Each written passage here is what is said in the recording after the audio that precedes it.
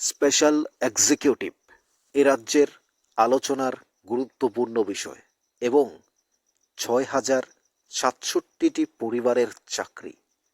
এই ৬,০৬৭টি পরিবার অপেক্ষায় আছে কবে আমার ছেলে আমার মেয়ে চাকরি পাবে, সেই চাকরির নামটা মেরিট লিস্টে দেখতে পাবো, কবে আনন্দে ভাসবে। এবং যারা চাকরি প্রার্থী, যারা পরীক্ষা দিয়েছেন, তারা তো ডিপ্রেশন কাকে বলে, কত প্রকার ও কী কী, ঠিক জেআরবিটির যারা চাকরি পেয়েছেন তাদের মতো করে আছে। তবে এইটুকু বলবো, এটাই মার্চ মাস, সব কিছু রেডি। আমরা বিগত দিনেও একটা কথা বলেছি যে চাকরি থাকবে না, চাকরি হবে না, এরকম চিন্তাভাবনা আপনারা মন থেকে দূরে সরিয়ে দিন। একটা জিনিস ভেবে দেখুন, জেআরবিটির চাকরি কলকাতা থেকে ১২,০০০ টাকার গ্রুপ ডির চাকরি করছে ত্রিপুরায় এসে, বিভিন্ন জায়গায় চাকরি করছে কলকাতা থেকে এসে। তাহলে কলকাতার অবস্থাটা কি আপনি বুঝতে পারছেন? এবার আপনি একবার ভাবুন, জেআরবিটি চাকরি চলে যাবে, থাকবে না, হবে না, রাজনীতি কত আলোচনা হয়েছে। ঠিক গ্রুপ সি গ্রুপ ডির চাকরি হয়েছে, জয়নিং করেছে, চ্যাপ্টার ক্লোজ হয়ে গেল। জেআরবিটি কেউ বলবে না আর শেষ। এখন স্পেশাল এক্সিকিউটিভ যেটা রয়েছে সেটা সর্বোচ্চ আলোচনার বিষয় এই কারণে, জেআরবিটি গ্রুপ সি এবং গ্রুপ ডি মিলিয়ে হয়েছে ৪,৫০০, আর স্পেশাল এক্সিকিউটিভ হচ্ছে ৬,০৬৭টা পরিবারের অন্ন, বস্ত্র, জীবনের গুরুত্বপূর্ণ বিষয়। এই ত্রিপুরা রাজ্যের ইতিহাসে, ত্রিপুরা রাজ্য ১৯৭২ সালে পূর্ণ রাজ্যের মর্যাদা পায়, তার আগে এবং পরের থেকেও কখনো ৬,০৬৭ জনকে একসাথে চাকরি দেওয়ার চিন্তাভাবনাও কেউ করেনি। এ রাজ্যের ইতিহাসে মোস্ট ইম্পর্টেন্ট বিষয় এটা। আমরা এটুকু বলতে চাই যে এই চাকরি যেভাবে ধীরে ধীরে মাননীয় মুখ্যমন্ত্রী প্রফেসর ডক্টর মানিক সাহা সব কিছু চিন্তাভাবনা করে এগিয়েছেন, একটা সঠিক স্থানে এসে পৌঁছেছেন। এই চাকরিটা যেন না যায়, এই চাকরিটা যেন সারা জীবন থাকে। একটা ছেলে একটা মেয়েকে চাকরি দিলে যেন চাকরিটা দুদিন পরে যদি চলে যায়, এ রাজ্যের উদাহরণ ১০,৩২৩-এর মতো হবে, তখন আর কেউ গুরুত্ব দেবে না। তাই মাননীয় মুখ্যমন্ত্রী প্রফেসর ডক্টর মানিক সাহা, তার ক্যাবিনেট মিনিস্টার প্রত্যেকে মিলে এই চাকরিটা ৩ বছরের জন্য আপনাকে নিয়োগ করলেও আপনি যেন জীবনের প্রতিটা মুহূর্ত এই চাকরির মধ্যেই কাটাতে পারেন, এবং এই চাকরিটা যেন প্রমোশনে বিভিন্ন জায়গায় আপনি যেন পৌঁছতে পারেন, পুলিশের ইনফর্মার হলেও পরবর্তীতে যেন প্রমোশন পেয়ে বিভিন্ন জায়গায় যেতে পারেন, আপনার পদমর্যাদা পেতে পারেন। সেই বিষয়গুলো মাননীয় মুখ্যমন্ত্রী প্রফেসর ডক্টর মানিক সাহা, তিনি যেহেতু হোম মিনিস্টারও, তিনি স্বরাষ্ট্র দপ্তর ওনার হাতে, অর্থাৎ তিনি বিষয়গুলো চিন্তাভাবনা করছেন সঠিকভাবে, তিনি বারবার বলছেন। তাই আমরাও বলবো, ধৈর্য আপনারা অনেক ধরেছেন, অপেক্ষা আপনারা অনেক করেছেন। আমরা আপনাদেরকে বিভ্রান্ত করতে চাই না, আমরা শুধু এইটুকু বলতে চাই, যারা আপনাদের কানে কানে বলছে, যে যারা আপনাদেরকে বিভ্রান্ত করছে, তাদের কথা না শুনে আপনি সামনে তাকান। চাকরি আপনার হবে, আপনার সব কিছু রেডি। মার্চ চলছে, এই মাসেই বাজেট অধিবেশন, আমরা বলতেই পারি এই মাসের মধ্যেই হয়ে যাবে স্পেশাল এক্সিকিউটিভ রেজাল্ট।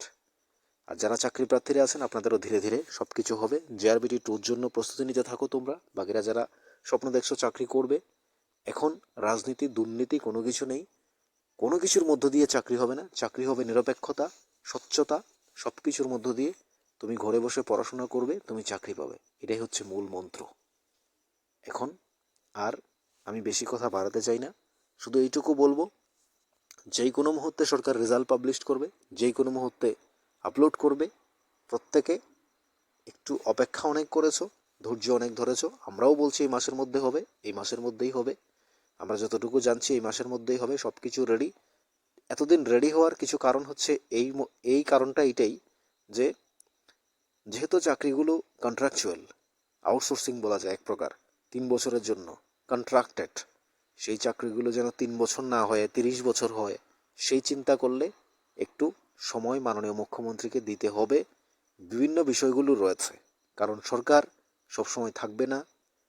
কারণ আজ তোমরা যারা চাকরিতে জয়েন করবে, তোমরা চাকরি সারা জীবন করতে হবে।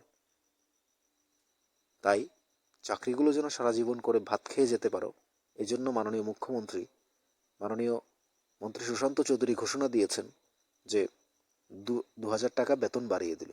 সেটা এ রাজ্যের ইতিহাসে কখনো হয়েছে কিনা আমার জানা নেই। আমি যতটুকু পড়াশোনা করে দেখেছি, চাকরি পাওয়ার আগে বেতন বেড়েছে এমন কোনো নজির এ রাজ্যে নেই। এটা মাননীয় মুখ্যমন্ত্রী প্রফেসর ডক্টর মানিক সাহা দেখিয়েছেন। আর 6,067 জনকে একসাথে চাকরি দেওয়া, এটা ভাবা খুব সহজ, কাজ খুব কঠিন। তাই মাননীয় মুখ্যমন্ত্রী প্রফেসর ডক্টর মানিক সাহা তার সরকার করে দেখাচ্ছেন। একবার ভেবে দেখুন, 6,067 জনের সাথে জড়িয়ে আছে, প্রত্যেক পরিবারে 3 জন করে ধরলেও 318,000, প্রায় 20,000 মানুষের জীবন নির্ভর করবে এই চাকরিগুলো। তাহলে একবার ভেবে দেখুন, কাজ ভাবনা চিন্তা খুব সহজ, করে দেখানো খুব কঠিন। তাই মাননীয় মুখ্যমন্ত্রী আরও কি সুন্দর ভেবেছেন, যেখানে আপনাদের চাকরির বেতন 11,000 টাকা ছিল, মাননীয় মুখ্যমন্ত্রী বুঝতে পেরেছেন দ্রব্যমূল্য যেভাবে বাড়ছে, যেভাবে মানুষের দৈনিক চাহিদা বাড়ছে, অন্ন বস্ত্র বাসস্থান বা একটা মানুষের জীবন কাটাতে কতটা হিমশিম খেতে হচ্ছে মাননীয় মুখ্যমন্ত্রী জানেন। তাই চাকরির রেজাল্ট দেওয়ার আগেই, মেরিট লিস্ট বের করার আগেই বেতন বাড়িয়ে দিয়েছেন। এই বিষয়টাকে আপনারা যেভাবেই দেখেন না কেন, আমাদেরকে আপনারা কমেন্টস বক্সে অনেক কিছু লিখতে পারেন, আপনারা খারাপ লিখতে পারেন, ভালো লিখতে পারেন, আপনার ব্যক্তিগত মত। কিন্তু আমরা এইটুকু বলতে চাই, এতদিন অপেক্ষা করেছেন, কিছুটা ধৈর্য আপনাকে ধরতে হবে। আর এই মাসের মধ্যে রেজাল্ট আউট হবে, আমরা যতটুকু জানতে পারছি, যতটুকু শুনতে পাচ্ছি, সব কিছু রেডি। মাননীয় মুখ্যমন্ত্রী শুধুমাত্র এই জন্য অপেক্ষা করছেন। আমি বারবার প্রথম কথাটাই বলেছিলাম যে যে কলকাতা থেকে এসে ত্রিপুরায় চাকরি করছে, গ্রুপ ডি চাকরি 12,500 টাকায়, জেআরবিটি চাকরি কলকাতা থেকে এসে এখানে ভাড়া থেকে নিজে খেয়ে চাকরি করছে। তাহলে কলকাতার অবস্থা আর ত্রিপুরার অবস্থার পার্থক্যটা বুঝতে পারছেন আপনারা। তখন এটা মাননীয় মুখ্যমন্ত্রী বা রাজ্য সরকারের দোষ নেই, কারণ এটা যারা বিগত দিনেও যারা ছিল তারা পিআরটিসিকে বাধ্যতামূলক করেনি। তাই বাইরের অনেক মানুষ ত্রিপুরায় চাকরি করছে এবং এটাই ছিল, নোটিফিকেশানে ছিল বাইরে থেকে এসে ইন্টারভিউ দিতে পারবে, তাই তারা দিয়েছে, সুযোগ পেয়েছে, এখন চাকরি পেয়েছে।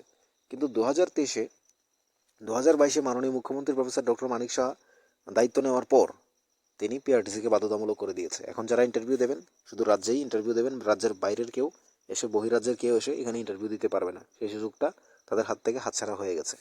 তাই আমরা বলতে চাই, এখন যারা জেআরবিটি 2-র জন্য, টিপিএসসির জন্য, ট্যাটের জন্য যারা পরীক্ষার জন্য প্রিপারেশন নিচ্ছেন, গ্রুপ সি গ্রুপ ডিতে আপনারা একেবারে ভালোভাবে প্রিপারেশন নিন, কারণ আপনার সাথে কম্পিটিশন করার মতো প্রচুর রয়েছে। এই কম্পিটিশনে আপনাকে টিকতে হলে আপনাকে টপে থাকতে হবে এবং ভালো প্রিপারেশন নিতে হবে, পড়াশোনা করতে হবে।